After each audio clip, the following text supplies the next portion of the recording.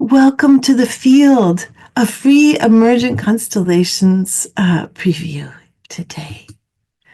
And I love this picture just of the way in which we as humans have carved and created arrangements of ourselves and other humans and figures all together. And this is a part of what happens with constellations is we're working with the arrangements of humans with one another. And part of what we're working with is not just present time, but also family and historical time and systemic impacts. So one of the systemic impacts of being a white person in North America is being part of the collective that is responsible for the genocide of the indigenous peoples, and not just the genocide, because there's still indigenous folks around. They're not just gone, they're here, and they're living on land which was often taken by false treaty and in other ways that had no integrity.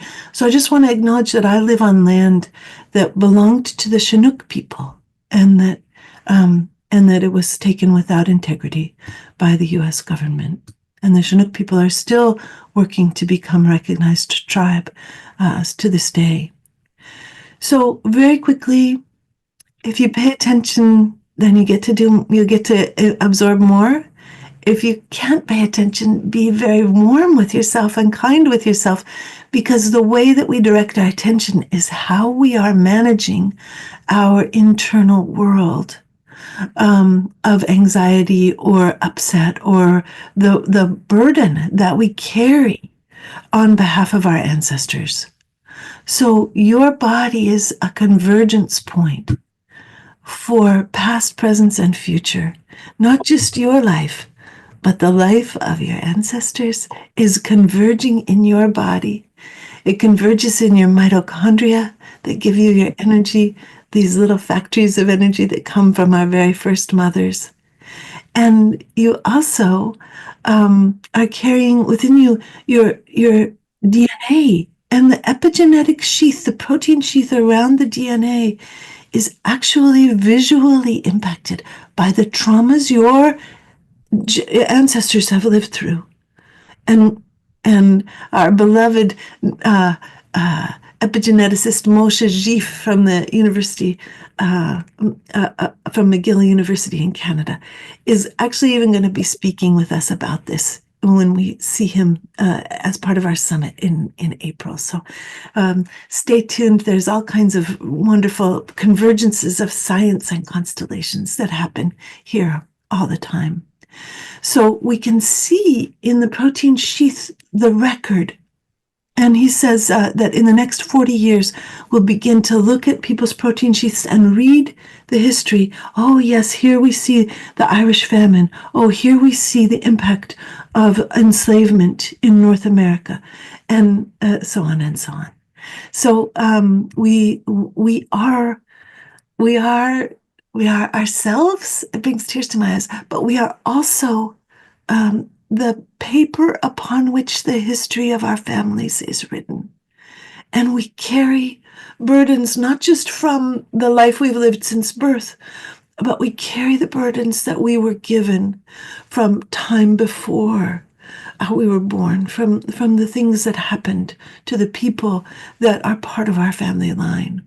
So we are very complex beings, very complex systems. I'm just going to take a moment to mute some of these unmuted. And if you see that you're unmuted, just go ahead and mute yourselves for me. Okay, coming back to the slides.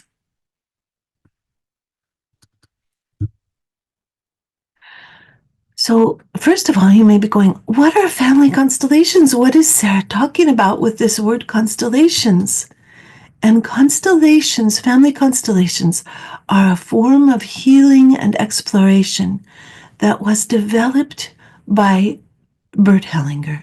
Bert Hellinger was a very interesting figure who lived and worked in Germany, but also had lived and worked as a pastor in Zululand in South Africa. and was really impacted by being there in South Africa by the learning that he got about ancestral presence in our present day lives. He was developing his methodology before there was anything about epigenetic history of the family being shown in the DNA.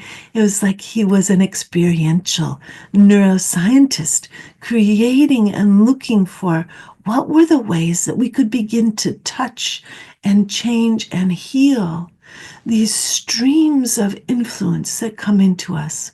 And I love this quote from Bert: "The greater soul moves in only one direction, and that is to bring into union that which has been made separate." So systems are at their most complex and beautiful when every element in the system is both linked with and differentiated from every other element.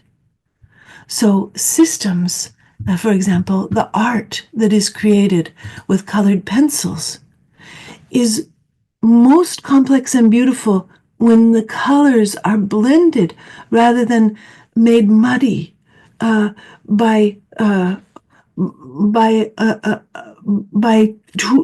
too much happening at once at exactly the same time. We're the same way. Inside of us, there are wonderful different streams of human experience that are coming together, again, in the convergence point of our bodies. Different streams of our experience, our parents' experience, our grandparents' experience, and our own individual kind of expression, who we are supposed to be, is also something that unfolds as we heal, and it becomes more and more clear. The message of who we are becomes less and less muddy and more clear as we create these differentiations and linkages. And because we're working in such strange territory in constellation work really gives us quite an opportunity to heal things that are sometimes considered esoteric or unreachable. Systems run into problems when the elements in them are stuck, immobile, fused, or excluded. No, we cannot use the pink colored pencil. It is not allowed. And then, black colored pencil has stopped moving altogether. This is the kind of thing that happens inside of ourselves. A stream is stopped or a stream is excluded. And all of the things need to be linked together, but not fused. They need to be able to be responsive and to move in response. We need to be able to hear the voice of our ancestor and their love for us and their advice. And we need to know that we are simultaneously not them. We do not live in their world. We do have our own life, for example. So people are systems, families are systems, brains are systems, communities are systems, countries are systems, businesses are systems, ecosystems are systems, the planet is a system. And so now you may be thinking, okay, so Sarah invited us here, but she did not invite us here to talk about family constellations. She invited us here to talk about emergent constellations. What are emergent constellations? And emergent constellations take those forms and structures of family constellations and apply them to every level of human functioning, from intrapersonal, from inside ourselves, to family, to systemic.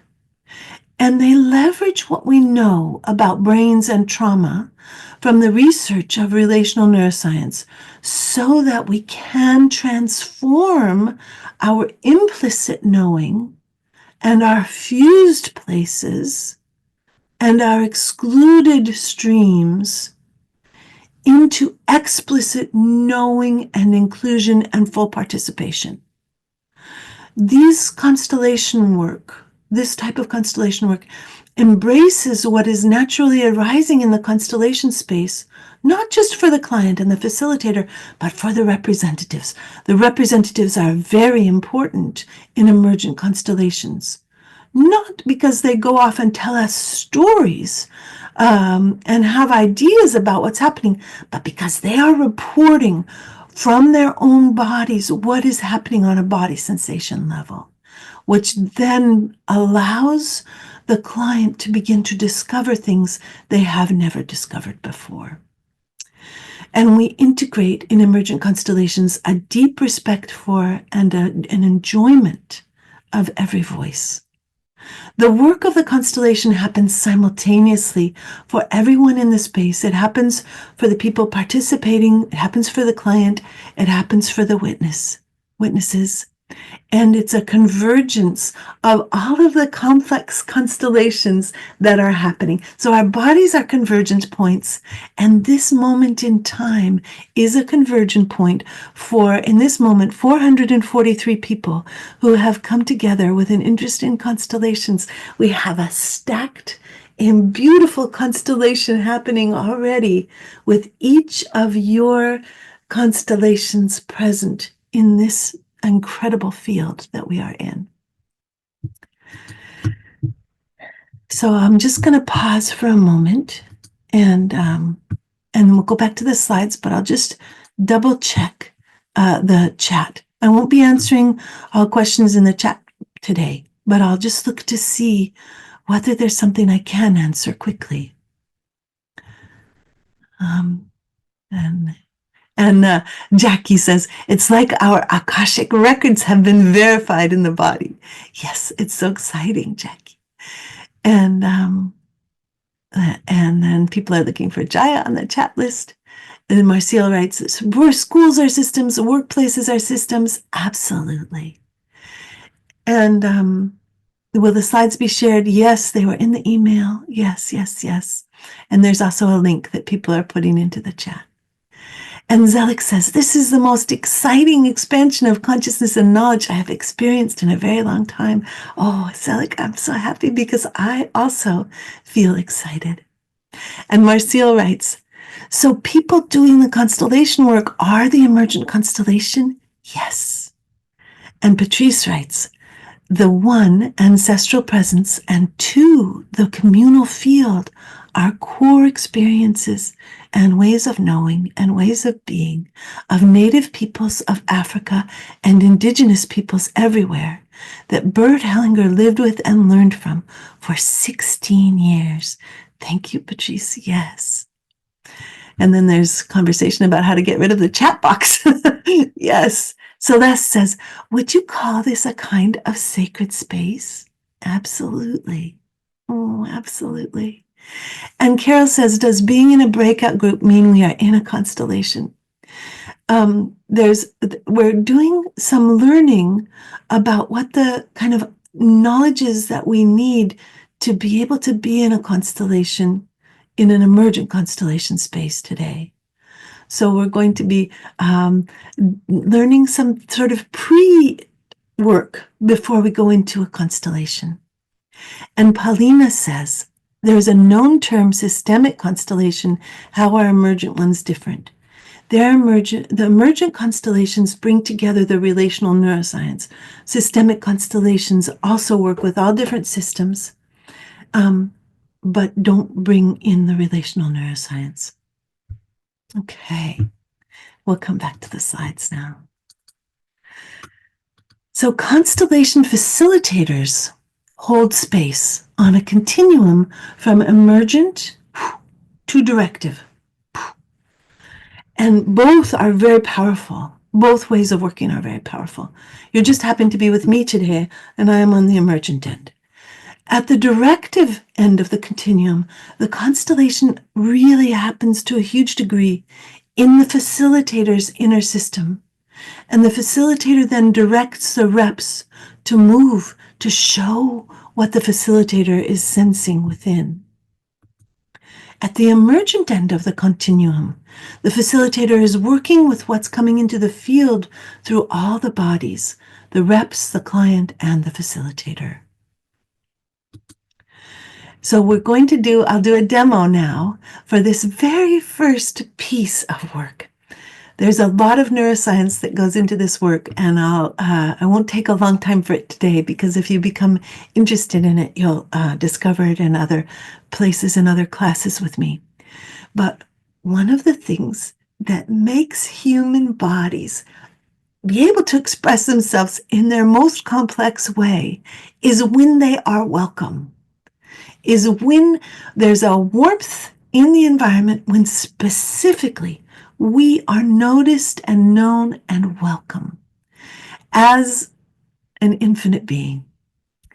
And so the very first thing in our emergent constellation work is that we come to the work with a sense of both acknowledging the traumas that have contributed to us not being able to welcome each other, and having gentleness and warmth for those experiences, saying to ourselves, oh, Sarah wants me to go into this little breakout with one other person, or I guess it's going to be 5 other people, or 4 other people, and Sarah wants me to have warmth for a stranger. I can't do that. Strangers are terrifying. We get to be warm with ourselves in that experience of yes, of course I have an idea that people are terrifying. I have been hurt by people before. And for this moment, I will let that exist and be true, and I will see what it's like to be invited to have welcome. So we're going to be putting this recording on YouTube so that it can be available for anyone who's interested in emergent constellations. So be sure that you feel comfortable with yourself being on YouTube. And if you would like to be my buddy for this very first breakout, so that we can do a demonstration for someone else, please raise your Zoom hand and I'll be able to do this with you. Oh, Nadia, your hand went up first. I love seeing all these hands up. Thank you so much.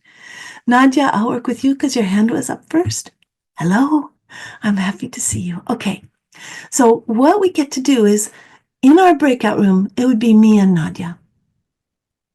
And we would take turns. I'll just do it one way so that Nadia can experience this. And so that you can watch. Yes, go ahead, Jaya. I just want you to know I'm working on breakout rooms right now, and it might just take me a minute because there's a lot of folks. That makes so much sense. Yeah. Thank you so much, Jaya. I'm really grateful. So I'll put the instructions into the chat, and they are different instructions. I've just put them in, Sarah, and I'll put them in. New ones in? Yeah. Oh, very good. Okay. Okay, there I see it. Thank you. So we have the new instructions in the chat. They're slightly different and clearer than the ones that were in the handout, because Karuna and I were working overnight to make them clearer. I'll read each point aloud, and then Nadia and I will do it together. So the first thing is Sarah. Sarah is A. Sarah, you will be attuning to Nadia in welcome. So first, find your own body sensations within your torso, throat, and face. Now, this is neurobiology. The place where we get the most integrated body map is from torso, throat, and the muscles of the face. So I'm checking in there because in order to tell that I've been changed by Nadia, I need to know what's happening with me now. Because if I don't know what's happening with me now, I won't know that I've been changed by Nadia. So right now, I'm just so delighted and just feel so warm and delighted to be able to talk about something I love so much with all of you. So I just let that go. And then I just bring my attention to Nadia. And I'm looking for the places where, now this is point 2. It says, bring your attention to B. Allow your conscious awareness of B's existence to change your body sensations or thoughts. Look for places where you soften or become warmer or have a sense of rising in welcome. So here I am. I'm bringing my attention to Nadia. And there's like a little trepidation. I just let that go. That doesn't have anything to do with Nadia. That has to do with all my old trauma. And then I'm like, okay, here it is. I feel almost like a flower of warmth that starts just above my belly button and grows up into my heart. A bit of a sunflower. It's a lovely feeling. And this is, as you start to practice this and do it with different people, you get different images with each person that you come to in this way. And so that's I'm sharing I'm sharing about where I become softer or warmer or have a sensation of rising. And then I get to ask Nadia, how is it to have someone be changed by you in welcome? Oh. It's quite emotional, actually. I feel quite emotional. Yeah. I feel, just a real sense of in my heart, but I'm kind of teary even. Just that I feel really kind of contained with us. Yeah. There's a need for acknowledgement that it's kind of odd and unexpected, and also quite unexpectedly public, perhaps, to be greeted and welcome. Yeah. Now, I'll just say a little bit about this that may not be true for Nadia, but might be true for others of you. We can be protected against this because it comes very close to the initial kind of communion that each of us were capable of when we were born, where we just had an openness and a delight in the world as it was. And very quickly, of course, we learned that it wasn't something that people had time for or knew how to meet. And so we've often taken and made some chainmail that allows us to function in a world that in which we are made to be forced to be separated from our capacity for delight. And Nadia, what would you like to say? Anything at all? You get to say anything you'd like to.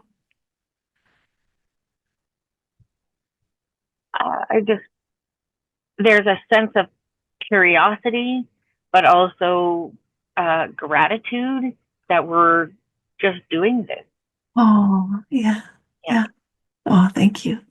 And now if Nadia and I were in our breakout group, then we would reverse, and Nadia would be able to kind of speak of and let go of what it's like for her to be her, having to have the experience she's just had, bring her attention to me, and then she would speak about the places where there's an experience of welcome. Thank you so much, Nadia. Needs met for inspiration, for connection, for the delight of this happening inside your car. Yeah. I got delayed from a medical test, sorry. Oh, I know. But I wanted to make sure I'm here. Yeah, I'm so glad that you're here. And let's just catch at least one need met or gift received for you from our world. And Padma writes for us, for Nadia, delight from witnessing Nadia's reaction. Yeah. And we'll give it a chance for one or two more to come in. One or two more needs met or gifts received. Nushin writes, needs met for ease in my breathing. Annie writes, moved at the power of attunement. Christina says, gift of simplicity in interaction. Jackie writes, need met, the validation of the desire to be seen. It's so emotional when it happens. And Laura writes, thank you for being so courageous to show yourself. What a gift. And Anna writes, the pleasure to be seen. And Carol writes, sweet authenticity. And there are more. I'll let you read those on your own, Nadia. Thank you for being with me as my buddy. And good luck on your testing and so on. All right. Sarah, can you say a few things about people are going to be going into rooms with multiple people? Okay. Can you say a little bit about how they might approach this given a larger group?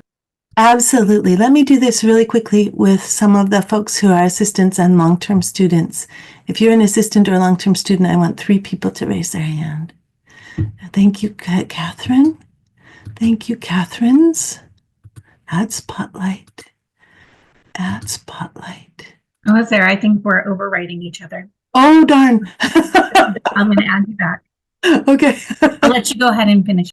Okay, and I'll add Shannon, and thank you to my other assistants who raised their hands as well.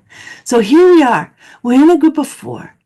So now what we want to do is choose one person to receive and the other three to practice. Yeah.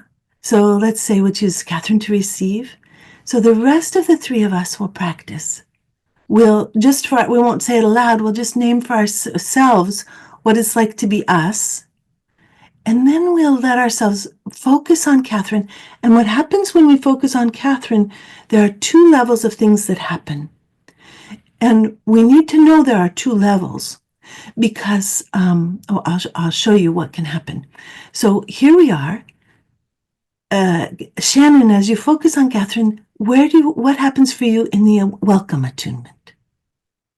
Warmth and open-heartedness and like fireflies of excitement in my throat. And Catherine, what happens for you when you tune into your welcome attunement? I can feel a lot of warmth around my throat, and it feels like it's sort of opening up and becoming clearer. And I can feel kind of a straightening in my torso, like I'm more in my body. And now I want to show one other thing that can happen, which is when if I go to the second level of attunement and I start attuning to Catherine as a client or as a friend who might have some issues or difficulties, then all of a sudden I'll get like a whole nother level of body sensation. This is different from warming, rising, or gentling or softening. This is going to be some kind of tension. If I find a tension in my body, so if I attune to Catherine and I move past the welcome attunement and I go right into the issue attunement, then I get like some stuff in my diaphragm and my solar plexus and a little bit of tension in my shoulders and some tears in my eyes. I've gone too far. I've gone too far. I'm already in Catherine's constellation. I want to catch the moment before I get into the constellation, because that moment of just catching and welcoming sets the stage for Catherine to be the focus of my attention. And for those of you who've started to study the mother field, the broken mother field, you'll know that we need to have the set point of warmth and welcome in order to be able to tell whether we've been taken over by the broken mother field of the client. So I'll back out of my client attunement, and here I am.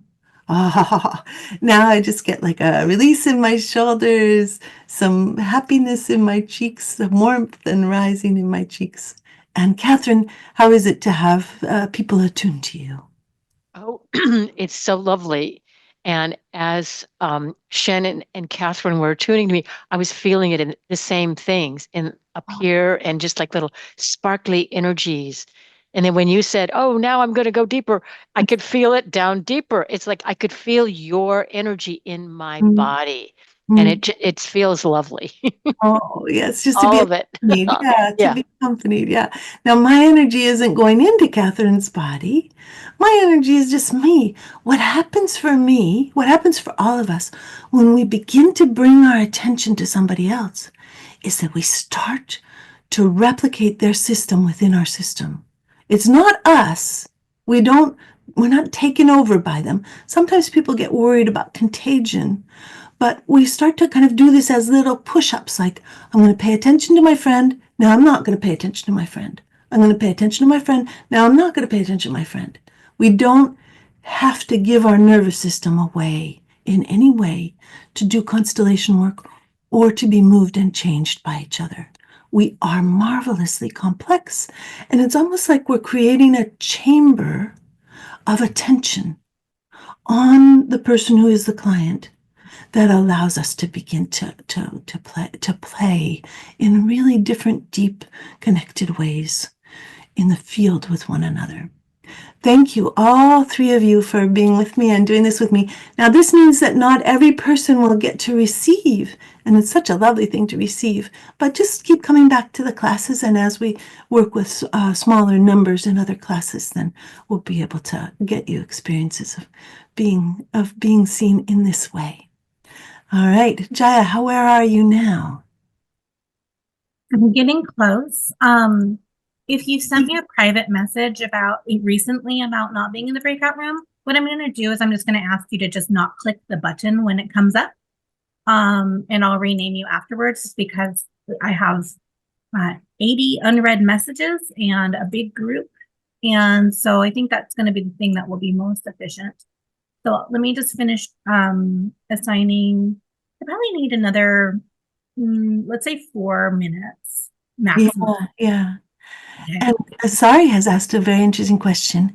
Can you please speak about the mother field that you mentioned, or share more where we can learn more information or other workshops, please?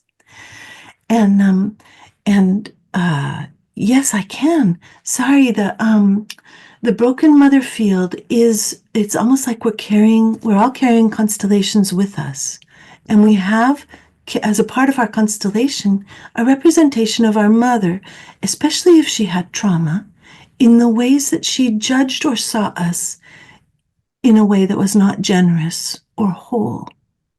And other people will, especially people that have power over us, will step into that representation in our constellation and suddenly have hostility toward us, or cold neutrality if our mother had cold neutrality. And that is something that constellation facilitators in particular can be very prey to stepping into. And they won't know it unless they have a foundational starting point of welcome that they can tune into. Do I still welcome my client? If we step out of welcoming our client in emergent constellations, that stepping out of welcoming our client means that we've taken on a representation in our client's constellation that is not helpful to the healing and resolution of our client's issue. So I just wanted to name that. And there's a whole class. There's a year-long Shadow of the Mother class, but there's a Broken Mother Field class that's different, that starts in a little bit, and that we can put a link for you into. The Shadow of the Mother is about all mother issues, and that link is in the chat. And then there's another class, Broken Mother Field. And Sari writes, thank you. I'm so glad. Okay, Jai, you give me a thumbs up. We're good. Yes. Okay. I'm just going to put the instructions back in the chat again. So just a couple things. When you're in the breakout room, it's not recorded at all. So anyone who is concerned about the message about YouTube, just stay off of mute in this main room, and in breakout rooms, you're welcome to participate. And if I missed your message about no breakout room, just don't click the message that comes up on the screen, and I'll rename you from the main room here. And if I missed other messages, I apologize. It's a really large group, and I really like to be responsive, and I'm being as responsive as I'm capable of being in this particular moment. So I'll do my best to kind of catch you on the next bit. If you find that I missed something really egregious, just pop back in the room. I'll help you out. All right. How long would you like folks to have? Let's give people 15 minutes. Okay.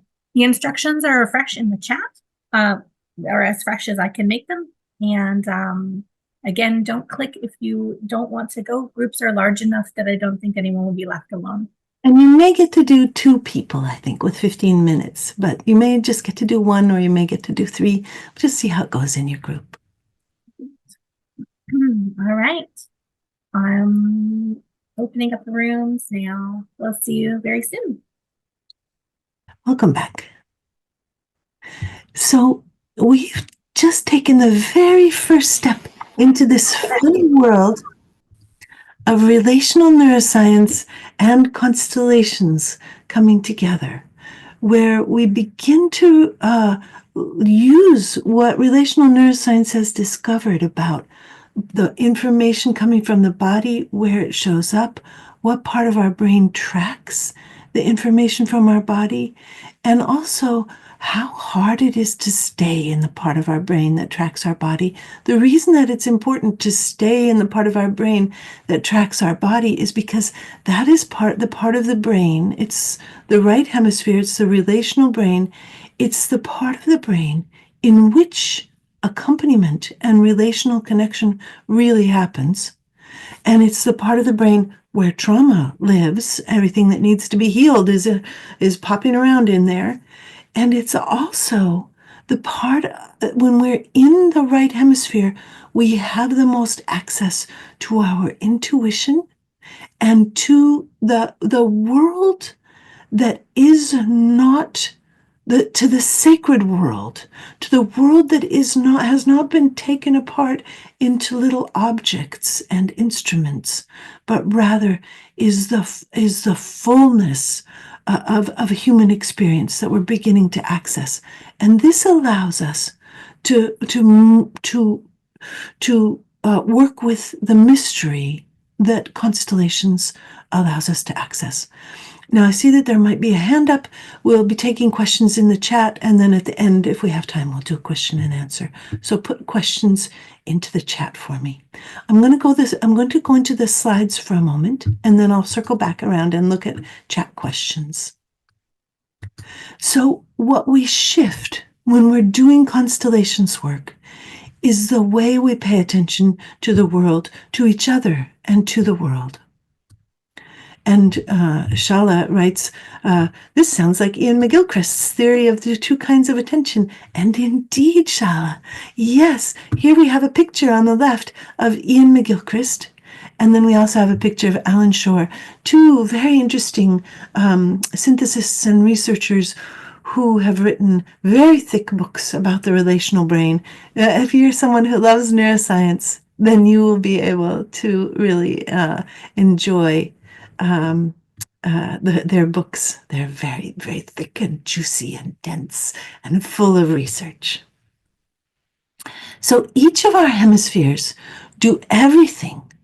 There's no, in the 1980s, there was that idea that the left brain did this and the right brain did that the left brain was logical and the right brain was creative. In fact, everything is a full brain experience. But the way we look at the world, we look through different lenses. So the left hemisphere looks at the world by taking it apart, by looking at it as distinct little actors that are not part of a system. The right hemisphere looks at the world as a whole, as an indivisible whole to which everything contributes. What's so important for us as constellation facilitators is that the instrumental brain does not change the relational brain. The relational brain actually changes the instrumental brain. We cannot change our brains by thinking. We can only change our brains by feeling. Now, there are moments of insight that happen where all of a sudden a gamma wave rolls through the whole brain, reorienting the neurons to one another. And sometimes this will happen in constellations where we get to have an immediate full reset. But a lot of what happens with brain change and the way that neurons grow to help us have more securely attached and complex brains is through relational connection and through the experience of being known and seen. So we can take a moment to feel this difference, to look at one another through our lens of the instrumental brain. Just go ahead and put your view on gallery view and look and just think, okay, I need to, if we were in a classroom, I need to borrow a pencil. Who am I going to borrow a pencil from? Just kind of look at the faces on your screen in gallery view and say, who am I going to borrow a pencil from? And then close your eyes for a moment. Notice your body, notice your breathing, notice your face. Then close your eyes for a moment and think to yourself, oh, each of these people in these little funny Zoom squares has 86 billion neurons in their brain. Each of these people has hundreds of thousands of thousands of trillions of neural connections, because each of the little neurons of those 86 billion neurons has tons of connections. So each person is an infinite system. So allow yourself to open your eyes now and look at the Zoom faces in gallery view as infinite systems. And notice what happens with your facial muscles, Notice what happens with your breathing, with your body posture. See, by changing the way we pay attention to the world, we're changing our sense of the world itself.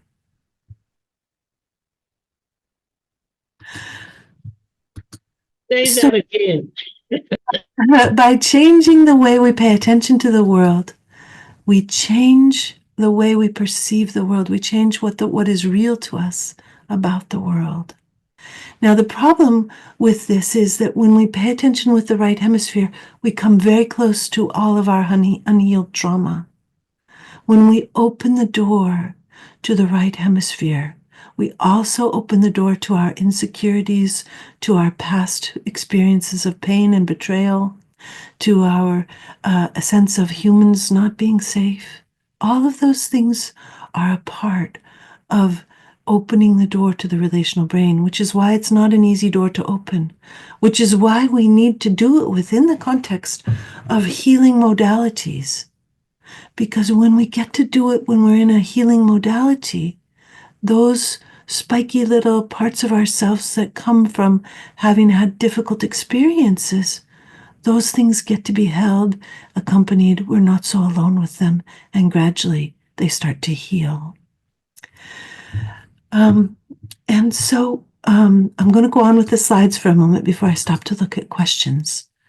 Some of you may be familiar with the beautiful philosopher and writer Martin Buber. He wrote long ago, and he wrote about it versus thou. In Martin Buber's philosophy, a Buber object refers to an it, a person or thing that is perceived as an object, treated instrumentally, and not fully acknowledged as a unique being. Who can give me a pencil? That's a Buber object. While a Buber subject refers to a thou, a person encountered in a direct, fully present, and meaningful relationship, where both individuals are recognized as whole subjects rather than objects. Essentially, the object is a detached utilitarian view. Who can give me a pencil? While the subject is a deeply personal, connected encounter. Here is an infinite being that I have the rare honor to be with for this moment in time. Here's a picture of Martin Buber. In Emergent constellations, client, representatives, witnesses, and even facilitators are thou. And Martin writes, when we encounter another individual truly as a person, not as an object for use, we become fully human. Now we're going to do a little bit of a practice of shifting our attention from it to thou.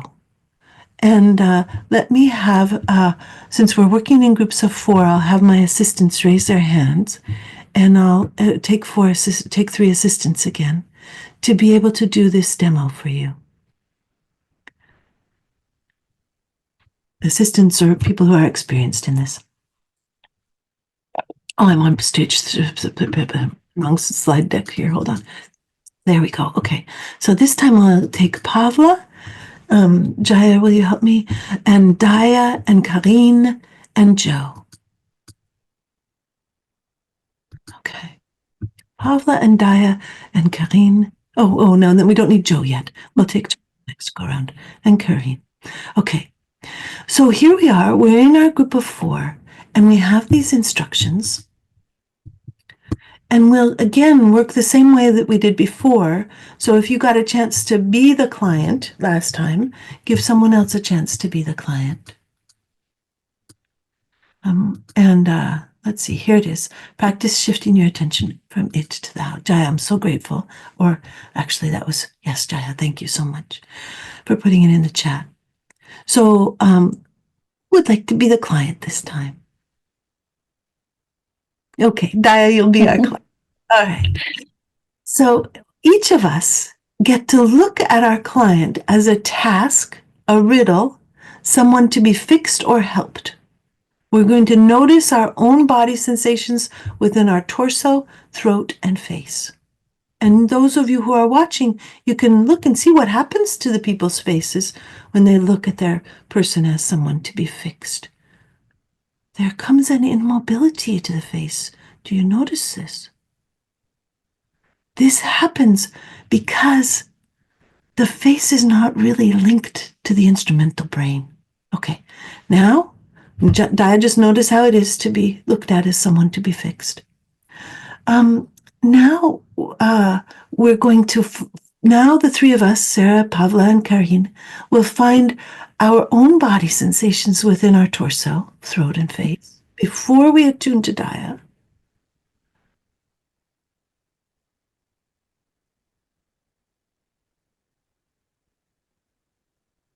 It takes a little moment to come back from being in an instrumental brain, so I'm giving us a little moment to come back from that.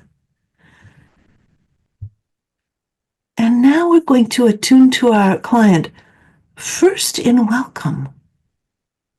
We're going to go to the welcome attunement now. And notice what happens to the faces of the people who are attuning to Dia with welcome attunement. Pavla, what happens for you when you move into the welcome attunement?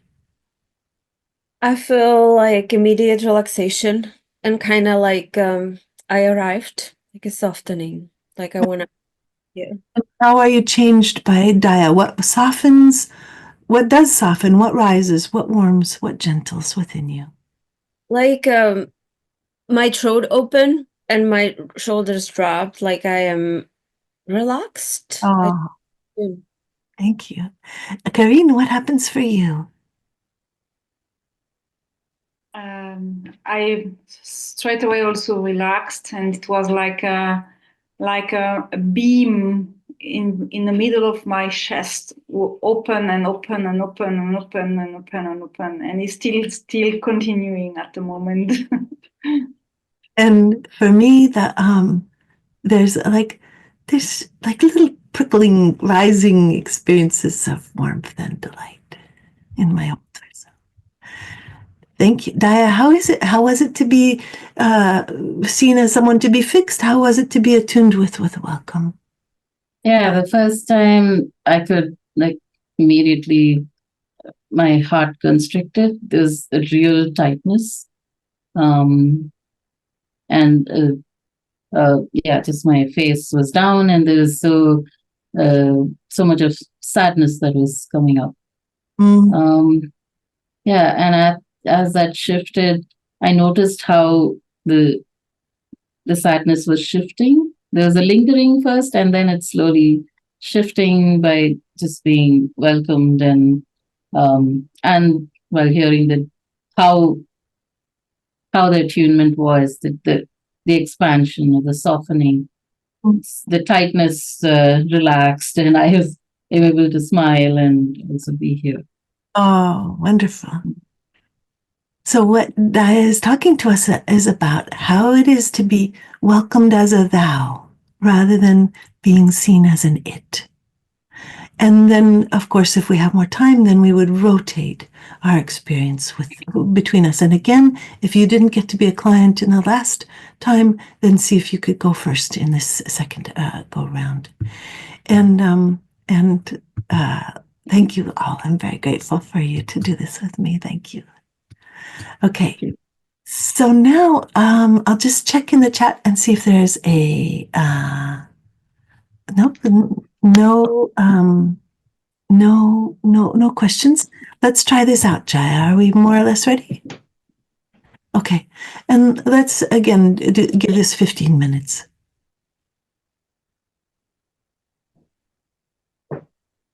Okay, so instructions are in the chat.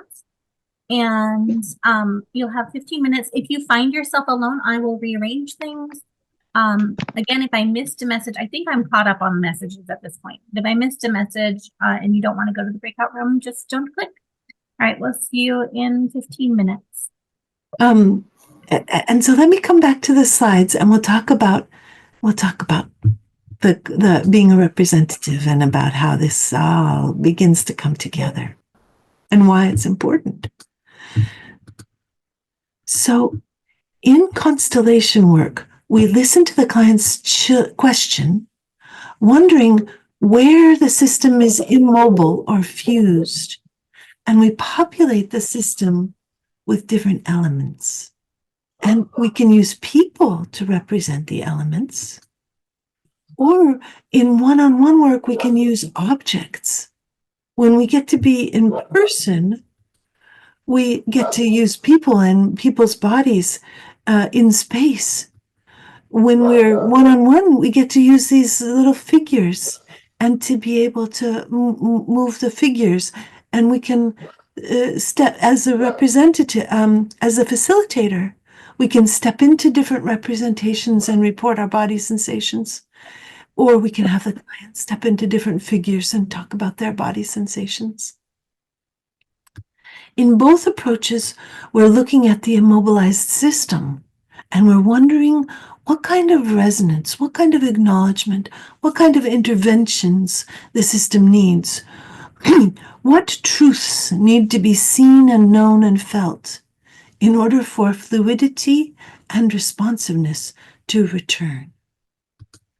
We can also use drawings online, and that's very sweet to do as well. We may get to do that a little bit today.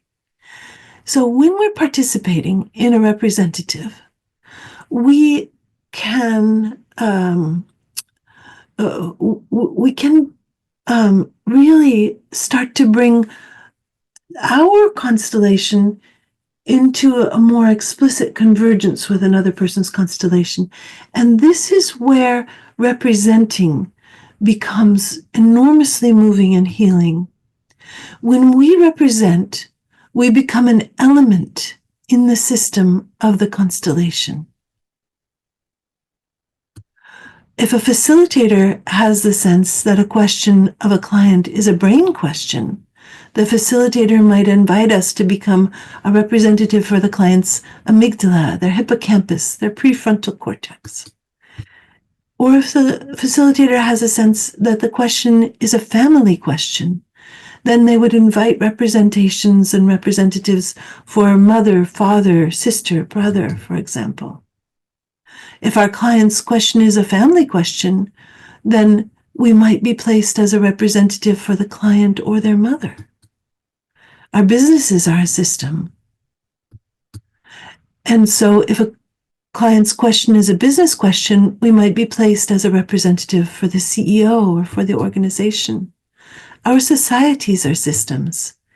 If the client's question involves big societal concepts, we might be placed as a representative for the client or for poverty, for example. People worry about representing in constellations.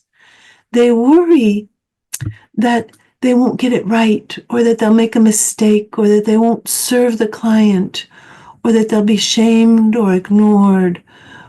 People really worry, will I make it about myself? And they also worry, what if I don't feel anything?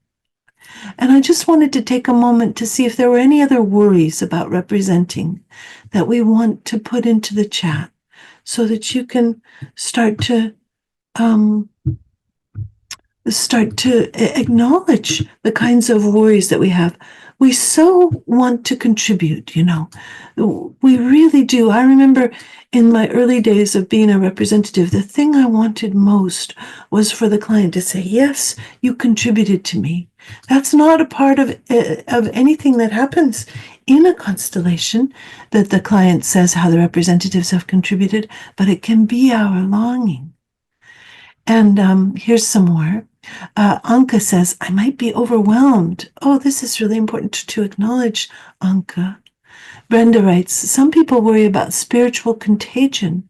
Yeah, so this is part of our practice, our discipline that we develop, to let ourselves pay attention and then to bring our attention back to ourselves, to have those clear boundaries. If we don't have the clear boundaries, we often have a contract that keeps us committed to devoting our nervous systems to the well-being of others. And it's very important as we do our constellation work to begin to release those contracts. Now, there's a day, I have a year-long training this year about constellations. And the very first day is a day about representing and about releasing contracts that make us give our nervous systems to others. Layla writes that I'm done with the representation that those sensations will still persist in my body. This is very probably one of those situations, Layla, where we have contributed our nervous system to try to make our family balanced and okay when we were infants. These are vows of infancy. Sari writes, the fear of re-traumatization in constellation work. Sari, this brings tears to my eyes. I want to acknowledge that we step in as delicate and fragile beings, that we need to have ways to release the experience of representing, or ways to make sense of the experience. Because again, part of what we're working with is the convergence of my constellation, if I'm a representative, and the client's constellation. So let's say that Gail Randall, is it okay if I use you as a okay, she's waving at me. So let's say that Jaya is the facilitator. She's doing a constellation for Gail. This is Gail's constellation. I enter as a representative. I enter as a representative perhaps for Gail's mother. There's a convergence then between my constellation of my own mother and being a mother and being Gail's mother in the constellation. Now, all of a sudden, there's all kinds of human wisdom that begins to come through. There's a universality of resource that we tap into with every representation that we step into. Each representation that we do is both for the client who we're in service of. I'm in service of Gail, for example. But it's also for us.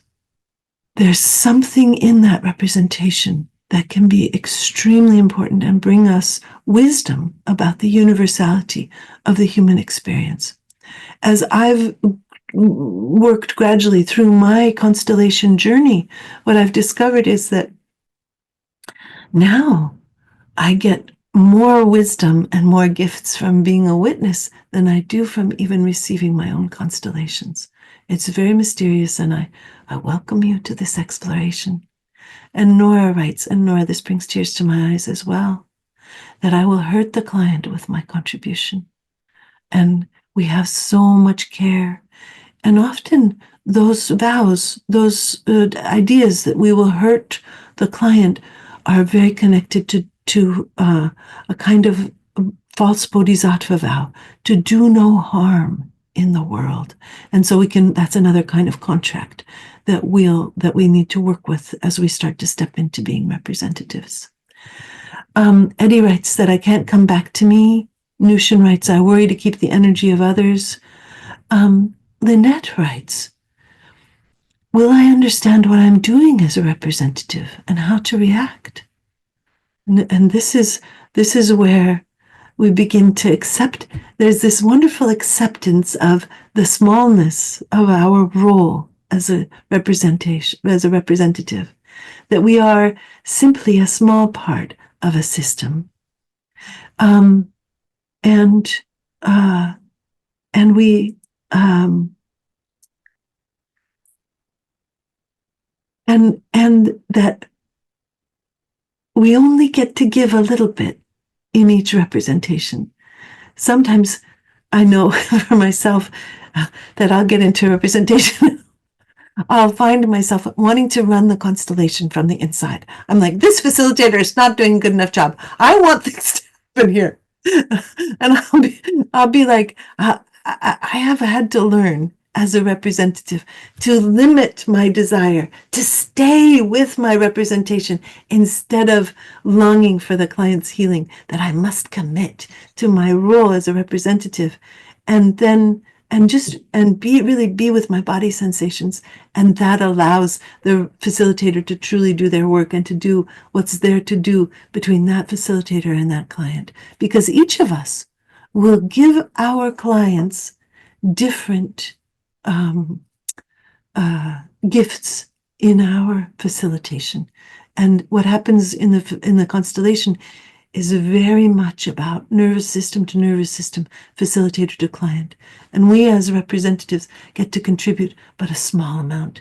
And then we start to understand that, we start to feel less worried about Lynette's question, will I understand what I'm doing as a representative and how to react? It doesn't matter. We don't need to understand anything. We get to be in our bodies with our body sensations. It's up to the facilitator to help the client make meaning of the constellation. Sharon writes, what if I harm instead of help healing? And Antoinette writes, can my inner protectors or unbalanced system interfere? And these are just notice the beauty. It brings tears to my eyes, the beauty of the longing for true contribution that will not harm anyone. And Rebecca says, could I bring in something that could be too much for the client could not be ready for? If we stay with our body sensations, then and don't go into any kind of story, then there's no worry about bringing in things that are not ready to be brought in. Karine writes, what if someone makes a judgment of me and tells me I am that and that? Yes, do you need acknowledgement? Do we all need acknowledgement that we have been judged? Yes, yes, yes. Karuna, what if I can't stay present? One of the very good things to remember is that the representations themselves can struggle with presence. And so we can just be clear. We can say, I'm really struggling with being present. I'm not sure I can be present. And then this can be a part of the representation. It's very common, for example, to have a mother who has a very difficult time being present. So if we have a difficult time in a representation being present, we're often representing the truth of that representative's struggle to be present. Spiritual contagion is much like emotional contagion, Padma, that we're picking up something that's not ours. And Allah writes, will I project my own trauma and shadow onto someone else? And there's such a worry. And then we come back again to the worry that others will judge us. Thank you, David. Alexandra says, as a client now, Alexandra is speaking, I worry that the representative will get something wrong and it will be said as the truth about my family. It has happened to me. Yes, Alexandra, this happens if the facilitator is permitting story to enter. If we stay with body sensations and desires to move or to protect or to ally with different representatives, we leave the story behind. It's important to have a facilitator who understands this and who strips the story away from any representatives who stray into story. And I also notice that Karine says sadness, and I share the sadness. And Leah says, well, I'd admit to myself that I'm really judging others. Oh, and this is such a beautiful question. And it can be so lovely to begin to say, yes, I am human, I judge. And yes, in this role as this representative, I feel very judgmental. Often it's true. These things are very true. And fear. And then Elena says, it can happen that the facilitator, this is now speaking as a client, again, that the facilitator didn't accept what I was sensing in my body. I was pregnant and sensed disgust. I lost trust in the facilitator because she thought it was mine. I knew it wasn't. So yes, sadness. Oh yeah. Yeah, and people are writing to me about unsafe experiences. Yes, absolutely. This does happen. Yes. Okay, now I want to come back. We've caught some of these worries that we have about being representative. Now I'd like you to have the experience of being a representative with a client in a little mini breakout. So I'm going to show this to you. We'll talk about body sensations, and then we'll do this experiment. So when we know our bodies are giving us information, our intuition and relationality are more accessible. This is important for us both as facilitators and as representatives. Body sensations, body sensations, body sensations. a word about representing. Stay in your own body sensations and track how changes in the constellation impact your own body sensations and how you want to move. Not what story comes. Stories are completely immaterial. What we want to know are body sensations and desires to move or a sense of being close or distant from other reps. You can choose different ways to rep. Francesca Mason-Boring, my beloved friend and colleague and also mentor, says to be a hollow bone in the desert and let the field move you. And then another way to rep is to feel your own constellation happening to you as you focus on being the rep, and to trust the convergence. Do not try to take care of the facilitator or give the facilitator suggestions. Don't think about or worry about the story or about resolution for the client. Instead, you'll feel the changes that come as a result of changes in the constellation. And then here's this question. What if there is little information coming from the body of the rep? Then we look for the desire to move, and we speak about thoughts, stripping away narrative and making the speech as generic as possible. For example, rather than saying, I am that one's grandmother and it is my mission to protect her, we say instead, I want to protect that one. I feel very protective of that one. We don't know who we are. We don't know what our mission is, but we know we want to protect another rep. So we just strip away the story. Let's just try this as an attunement exercise. Someone asked the question, what is the difference between attuning and representing? And now we'll begin to feel it. With the representation comes the desire to move, the relational sense. All of a sudden, we get to move into this complex and beautiful space of being a representative in someone else's constellation, while simultaneously, we will also simultaneously experience our own. So I'm trying to get I'm a little distracted from talking, trying to get the chat. I've got the instructions in the chat for you, Sarah. That's what I was looking for. Okay.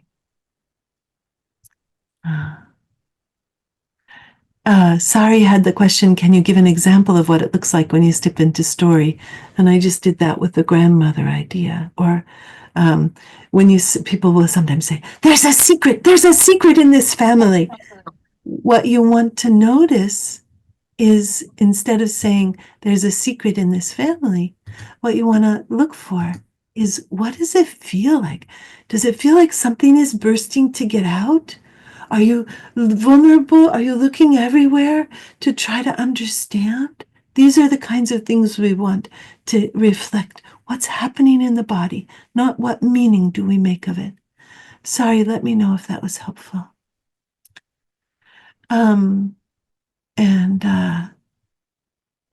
Catherine writes, as a rep, I find it fun to let loose with feelings of anger, blame, judgment, things I don't normally feel in my body. Here we see that we can step into the universality of being human. Okay, here's our breakout. Once again, let me work with we'll be in groups of 3, so in groups of 4 most often. So let me have my folks who are reps, who are assistants or very experienced. That way I don't have to do needs met or worry about your well-being. Catherine, thank you. Joe, are you willing? Okay, and then one more, if I can have one more. John, thank you. Okay, John Porter. Okay, so now, Catherine, you've already been the client. Joe, do you want to be the client this time, or do you want John to invite? Okay, Joe will be the client. So all 3 of us are going to attune to Joe, and Joe doesn't even have to disclose anything about his issue, but Joe, please think about your issue. And each of us will attune to you and attune to the level where we're tuning to the issue, and then we'll begin to represent. So for each of us, for Sarah and Catherine and John, we want to find our own body sensations within our torso, throat, and face. And we're asking Joe to think about the issue. And after we find our own body sensations, we bring our attention to Joe. And we allow ourselves to slip past the welcome attunement right now into the attunement to the issue. We can tell the difference because we're moving out of the lightness, warmth, softening, which may also return as part of the being the rep, but we're looking for attuning with the issue. So you notice the sensations in your torso that are perhaps heavy or constricted or painful. And attuning to the client as a thou when they're representing. Now, first we have that sense of the welcome, of the thou-ness, and then we rest our attention on Joe until the kinds of sensations that come with an issue come to our consciousness. And we'll speak aloud about what happens for us. And we're also going to name where we would be standing in relationship to Joe if we got to be in the same room with him. So, Catherine, do you have your sensations? Yes, I do. The sensations that I'm feeling are first a horror in my throat. That was the first thing that came, and then the deepest sadness. Just like it's yeah, it's hard to even talk about it. It's so sad, and I'm facing away from him. I'm in back of him. Thank you. And John, what happens in your body, and then where do you find yourself?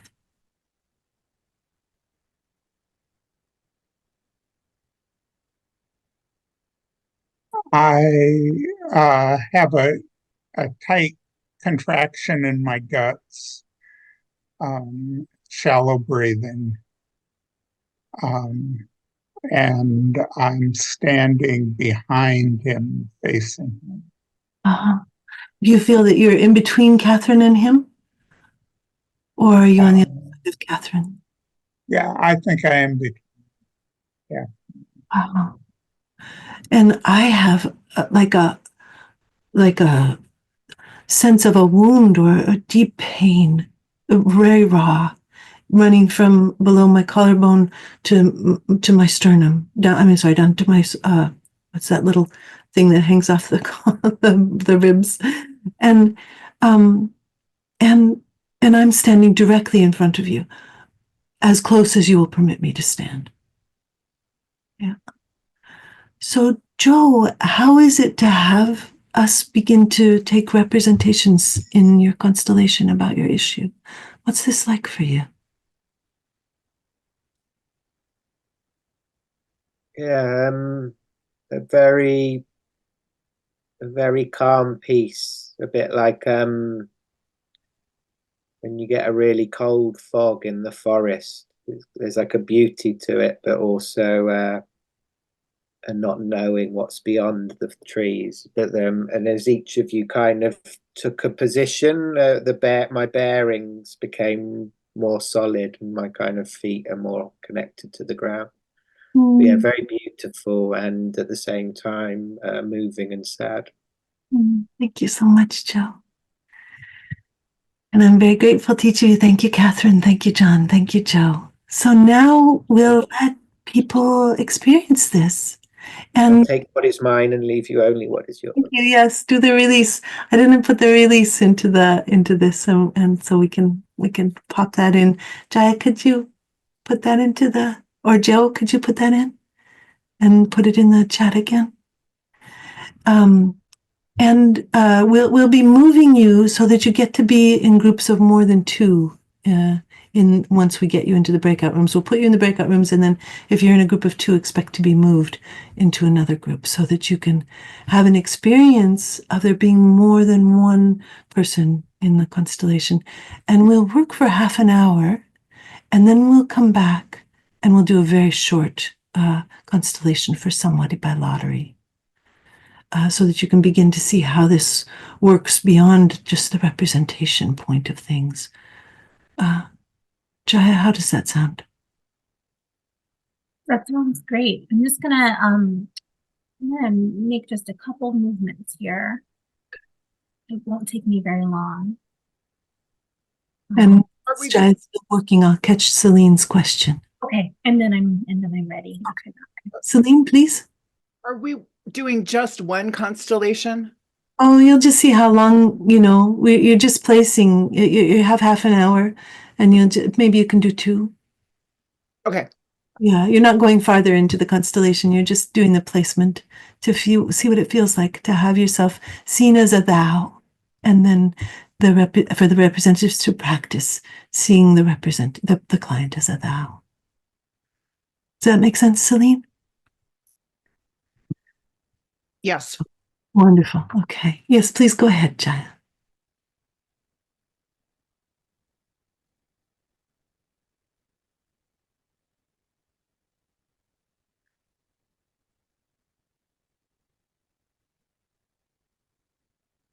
Jaya, you're muted. You're muted. Oh, thank you. So sorry. All right. Okay, so I'm going to open up rooms for 30 minutes. And as Sarah mentioned, you may be rearranged in the first couple of minutes, and we apologize for any disorientation that comes from that experience of being moved. So we'll see you all in a half hour. Opening up rooms. Very glad to have you back. Ala writes, that was a powerful and trippy experience. Indeed, that's a wonderful way to describe constellation work. What I'd like to do now is to do a lottery. Now, if you sent me a private message, it won't help. You have to send messages to Jaya. She'll put your name into the lottery, and then we'll pull a name out, and we'll do a short, large group constellation where you will get to see and experience, mostly as witnesses, what the constellation work is like and what kinds of things can happen in it. Yeah,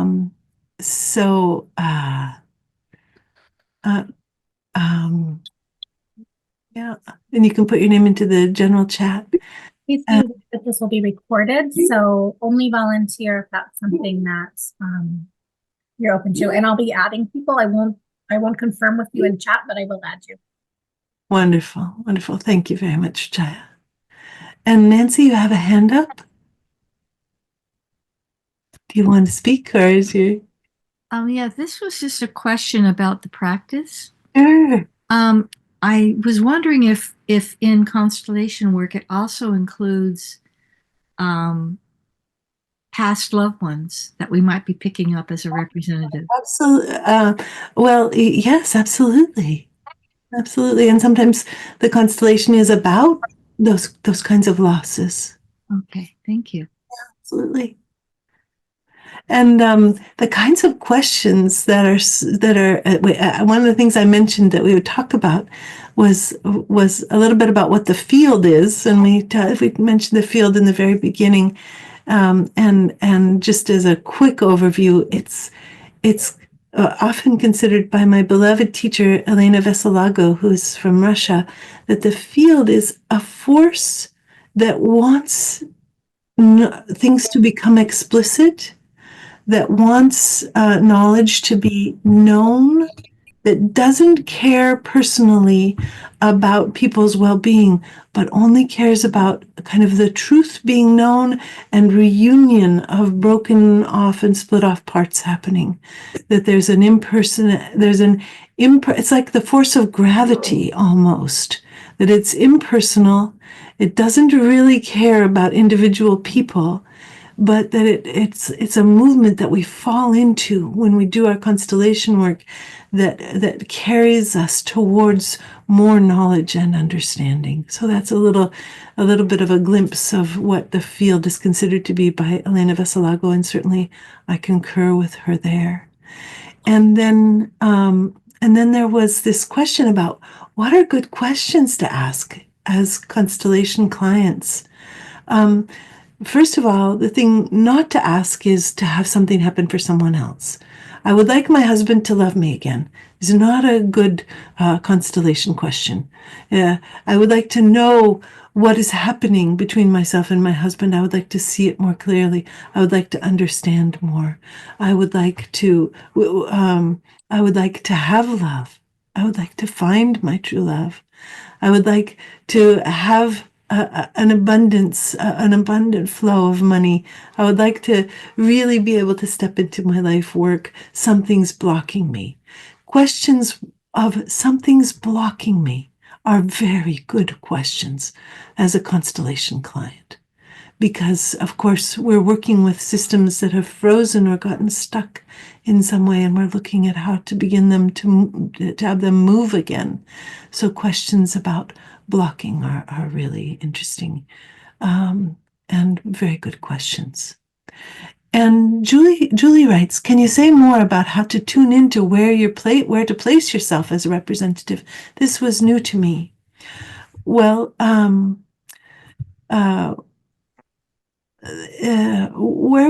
we want to do is to consider ourselves in 3D space, and Julie, you've been in constellations online where you've been a rep, haven't you?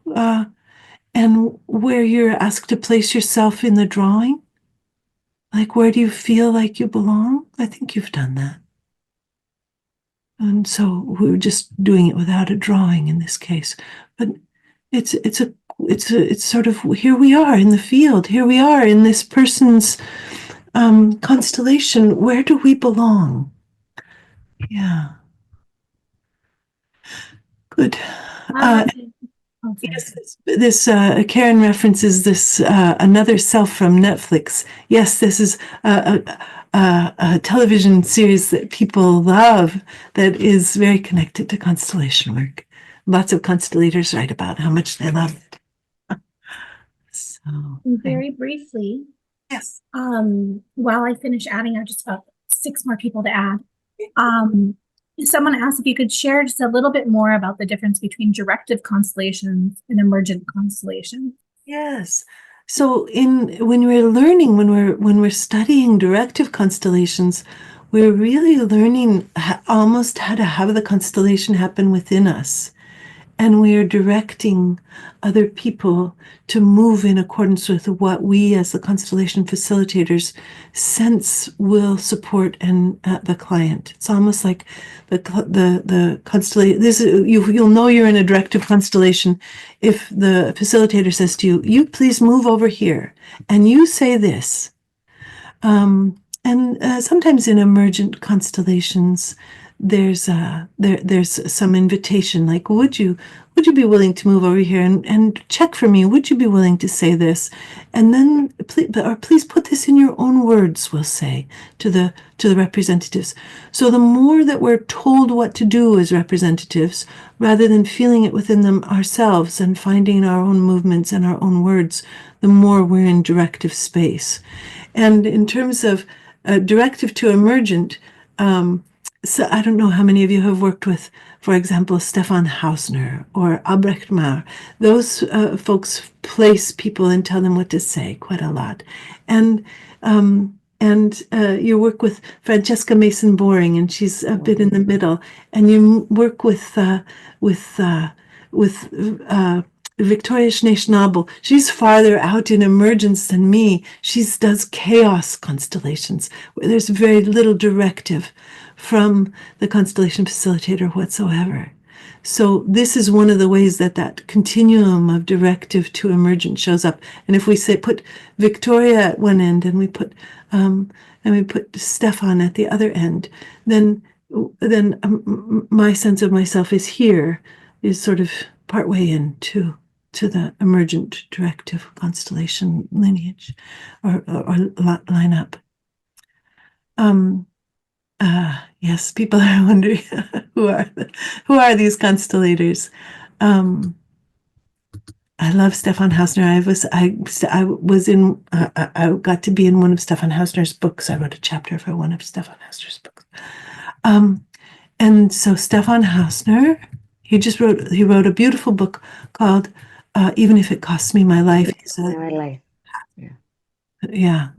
And you can go ahead and put that into the chat if you'd like. And then the Victoria Schneeschnabel is the other one.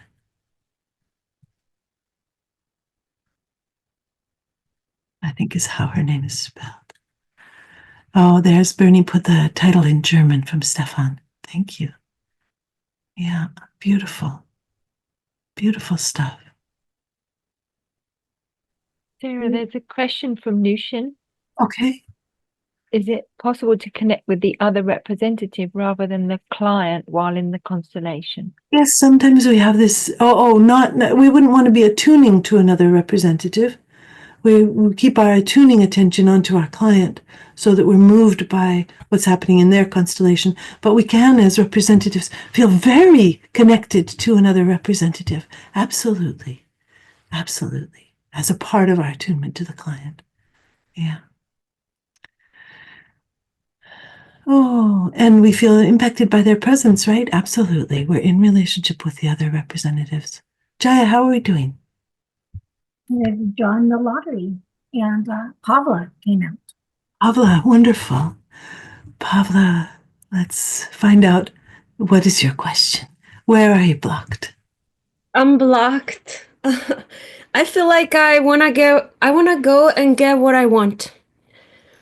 And I feel like I cannot go.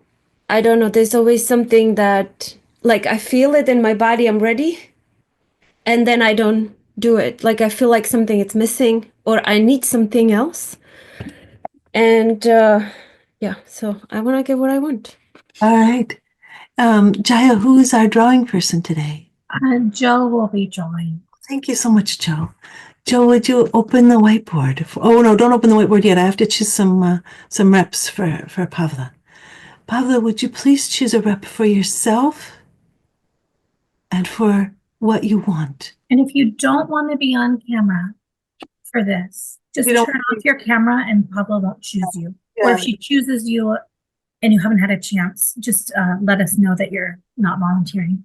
So just Pablo will now look at people and choose from what they look like. Someone for herself, someone for what she wants. Okay, I don't know how to see people now. Can I do Catherine Revorar to be me? Catherine, are you available?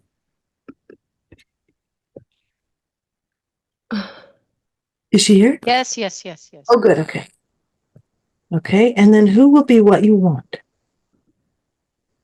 Oh, I don't see people. Shannon. Can Shannon be? Shannon? What Pavla wants. All right. All right, Joe, let's open. Oh.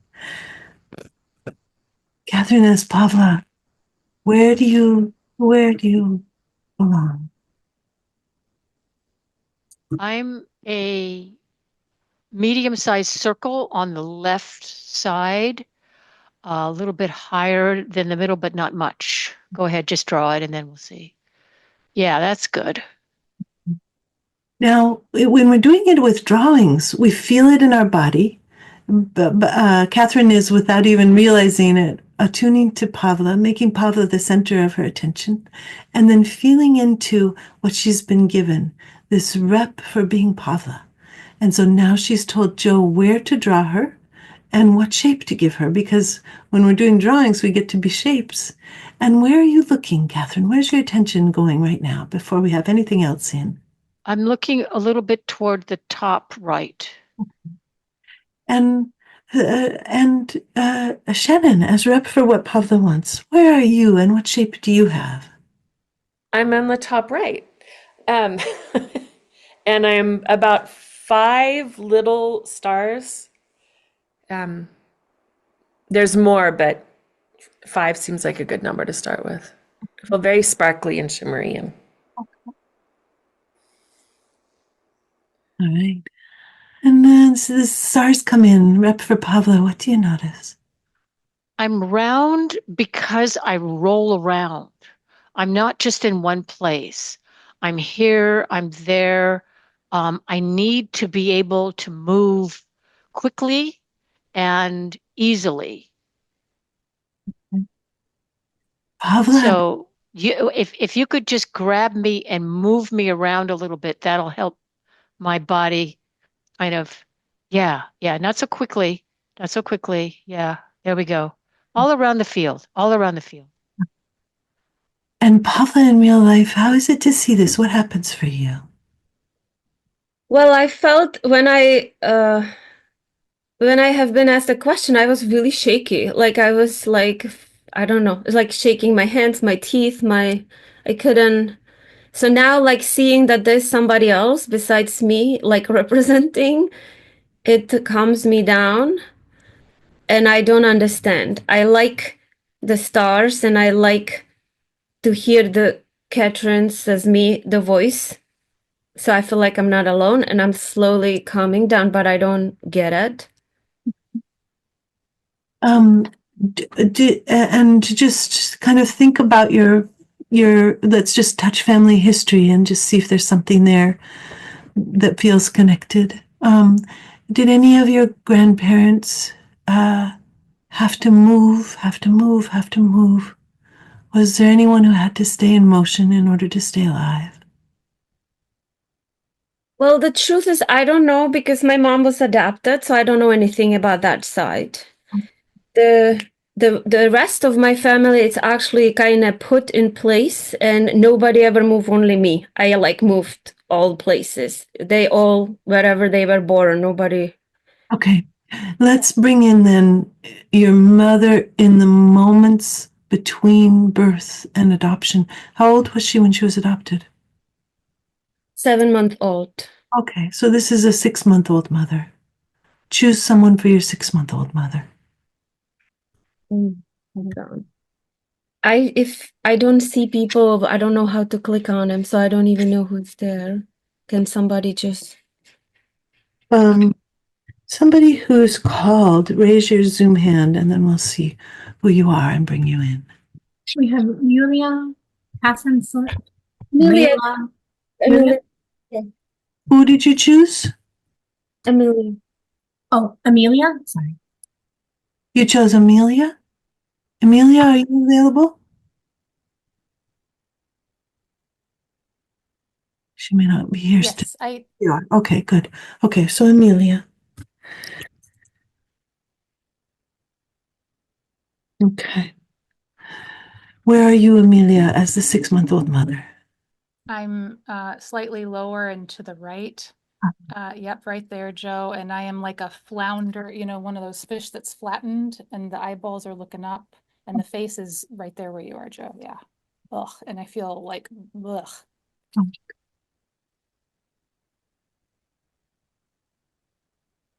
It's And I okay. feel like it's hard to breathe, like I'm breathing in molasses. Oh, Amelia, is this okay right here? The way this is drawn? Yeah.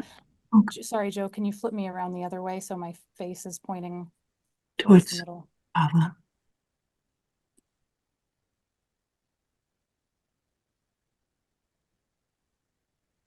Oh. And Rep for Pavla, what happens for you?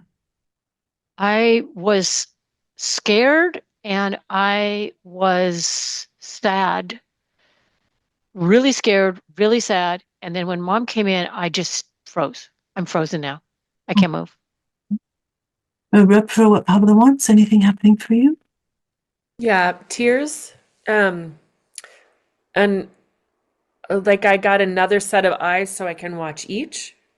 I can still see Pablo, but there's some attention to mom. Okay. And Pavla, in real life, how are you doing? Well, I am very focused on mom right now. I still don't fully get it, but I'm a little bit more calm, like present, and zoom in on mom. Okay. Okay. Mm.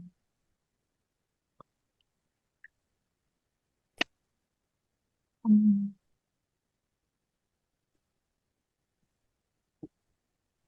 Mom, what do you notice with this attention on you? When Representative for Pavla, Catherine, was talking, I noticed her and I can see her and I feel quavering in my voice and just kind of soft blue sadness of tears in my face. Thank you.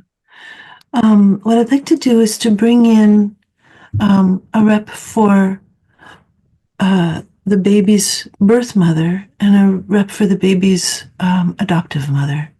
So there were some folks who had their hands up, and okay, wonderful. Yulia, are you the adoptive mother or the birth mother? Birth mother.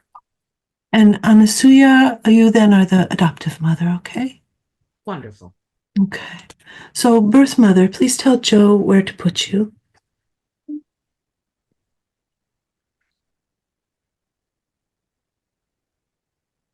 Oh, that's me. Sorry. You. No, I'm the adopted mother. Yes. Yeah, don't worry. There's always confusion. Yulia, where will you tell Joe to put you, please? I'm behind this round. Ah. Uh-huh. Behind the round. You have. But I'm not on the left side. I am straight behind. Oh, okay. Right up there. No, sorry. It's like she's looking at the stars and I'm on the left side behind her. That's my orientation. Yeah, there. Okay. And what shape do you have? I am round like her, but bigger. Okay.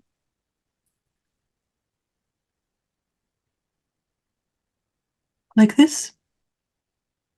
But I'm lower and I'm bigger, so I won't fit into the field. Part of me will be sticking out.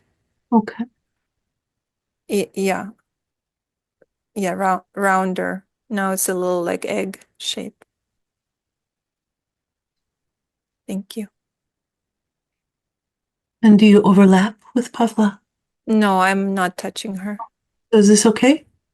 A little, just a little down. So I'm like symmetrically with her. Yeah, thank you. Thank you. And adoptive mother, where are you?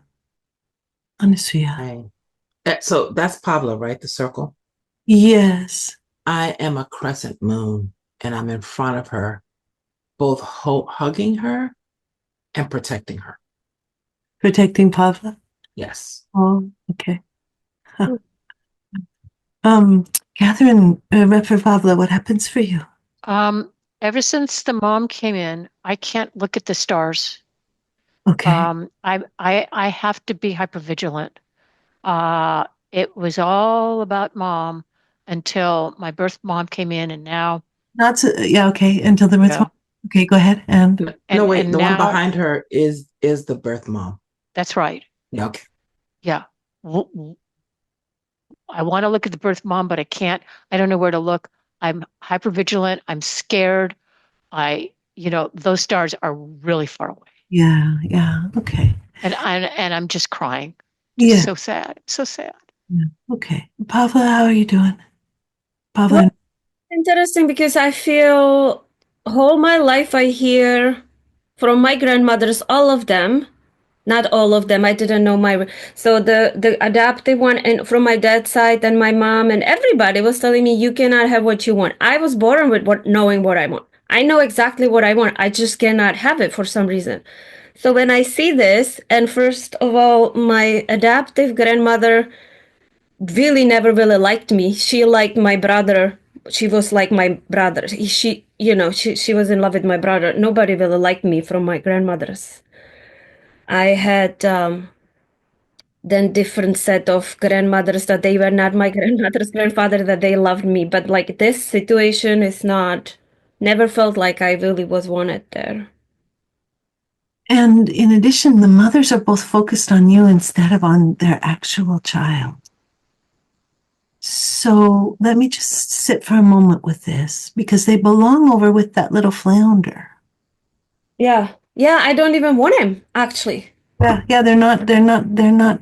Oh, so I'm sorry, I was confused. I thought that was her, Pablo, the circle. Yeah, no, that's not? The confusion is, yeah, you're the adoptive, you are the adoptive mother of Pavla's mother. Oh, I thought it was the adoptive mother of Pavla. No. It's okay. Okay, rewind. These kinds of confusions are very common. So what I want to do is just hold on to this for a moment. And before I take, I see your hand up, Julia, but I'll just wait for a moment here. Because in constellation work, in family constellations, there's often quite a bit of work with the mother, not always. But we're really focused on our client. So if we're focused on our client, I'm asking myself, what can the client hold on to or reach for or let go of that will allow a change in this constellation? And so as I wonder that, I just kind of imagine myself into the constellation, standing beside the rep for Pavla, which is the round moon, which is fully visible, with the eyes looking hopefully towards the stars, but they're so far away, can't see them. And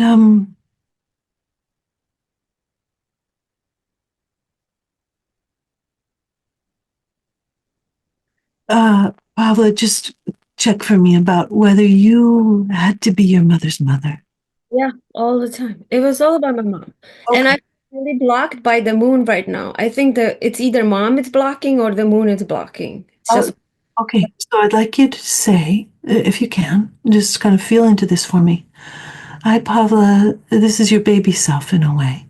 I bet, Pavla, solemnly swear to my essential self to commit myself fully and completely to my mother. I, Pavla, solemnly swear to my baby self, fully, well, my essential self. To my essential self to fully and completely commit myself to my mother. Yeah, to fully, it's kind of like actually belong almost. Uh-huh. Uh-huh. Mother. And is it, were you being her in order to take her pain away? It's like I am enmeshed still. Uh-huh. I will be completely enmeshed with my mother. In order to, and just tell me what the in order to is. Well, I think it's in order to like I remember when I was a kid, I like promised to myself that I will solve this between us, that it's like my job to solve it for us to be okay. Oh. Tell her how much I love her. Like I'll do anything to solve it. So I am on my mission. No matter the cost to myself. No matter the cost to myself, yeah. And then stepping in as your essential self, would you please step in as your essential self and tell me whether you like this vow for Pavla? I don't like this vow for Pavla at all. So please say, Pavla, I release you from this contract. Pavla, I release you from this contract, and instead, my blessing to you is to know that you are your own person. You're your own person, and we have different destinies. And to know that your mother had two mothers. Oh, wow. Yeah. And to know that your mother had two mothers. Yeah. Yeah. Oh, that feels really good, actually. And so now I want to find out, Anasuya, mom's adoptive mother, where do you move? Thank you, because I've been wanting to move since I found I was in the wrong place. So thank you.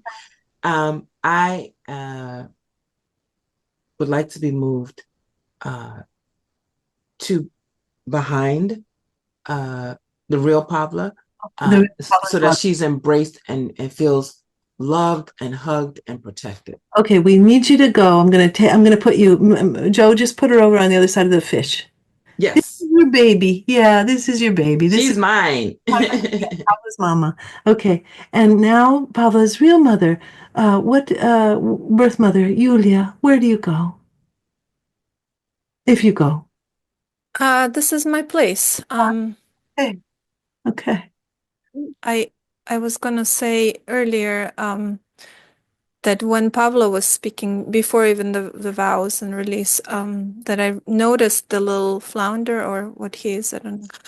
And I was kind of looking and seeing that maybe she's smiling at me and wondering why she's not coming to me. And I kind of just feel like, so there's something in my chest that is starting to grow, like this heat. Just say, Yeah. just say, Pavla, I am your grandmother, and I stand behind you. Pavla, I'm your grandmother, and I stand behind you. Is it okay to say that?